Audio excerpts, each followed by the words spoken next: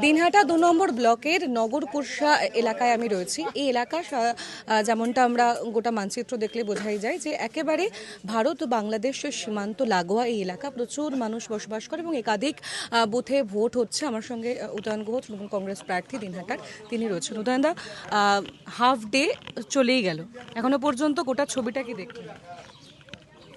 আমি তো ছবি দেখবো, আমি প্রার্থী। একটা হচ্ছে দুই একটা মানে বিক্ষিপ্ত ঘটনা, মানে টেকনিক্যাল ঘটনা আমি বলবো, বা এই একটু বাড়াবাড়ি, সেন্ট্রাল ফোর্স পুলিশের একটু বাড়াবাড়ি, এ বাদ দিয়ে কিন্তু পিসফুল ভোট হচ্ছে।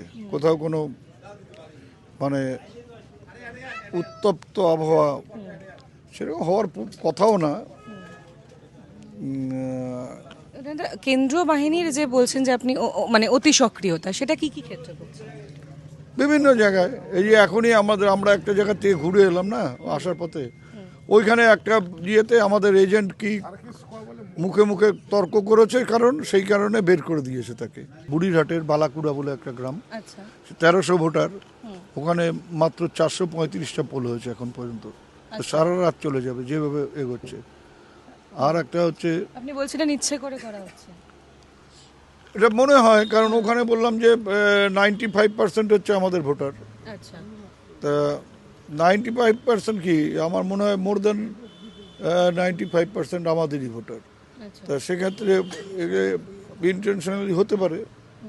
আমি এসডিওকে জানি, ডিএমকেও জানালাম, দেখা যাক কি অ্যাকশন নেয়। আরও একটা জায়গা থেকে এজেন্টকে বের করে দেওয়ার অভিযোগ তুলছেন, এটা কোন জায়গায় হয়েছে? এটাও হচ্ছে গোবরাছড়া নয়ারহাট অঞ্চলের, ওটা হচ্ছে 164 নম্বর বুথ, 108 নম্বর বুথ।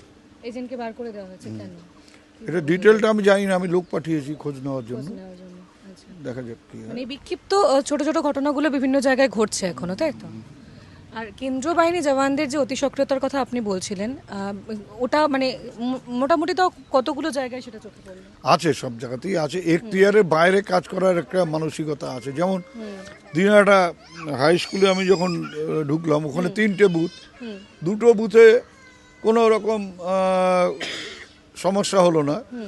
3rd বুথে যখন আমি ঢুকতে যাই, তখন আমাকে আটকালো, सेंट्रल फोर्स नहीं, अंदर नहीं होगा, बाहर से बात कीजिए। प्रिसाइडिंग ऑफिसर के साथ बात करेगा, बोलो वो उधर से बात करेगा, आप इधर से बोलो। आप कानून सिखाता है हमको, वो दिखाइए ऑर्डर, जो চিৎকার করলাম তখন এলাও করলো। আমরা দেখলাম যে দিনহাটাতে আপনি যখন গেলেন, সব বুথগুলো পরিদর্শন করছিলেন, সেই সময় অজয় রায়, বিজেপি প্রার্থী, তিনিও সেখানে ছিলেন।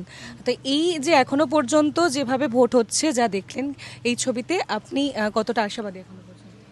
আমি আজকে ভোট দেখে তো আশাবাদী না, আমি ভোট ঘোষণার পর থেকেই আশাবাদী।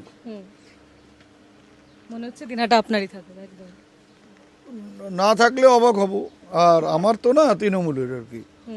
আর এটা তো বোঝাই যাচ্ছে চারিদিকের আবহাওয়া দেখে। প্রতিপক্ষকে কিছু বলতে চাইবেন যারা লড়ছে না? সবার লড়ার অধিকার আছে, গণতান্ত্রিক রাষ্ট্র, ভোটে লড়াই করবে, আপনারা বুম ধরবেন, কেউ ক্যামেরা ধরবে, হাইলাইট হবে।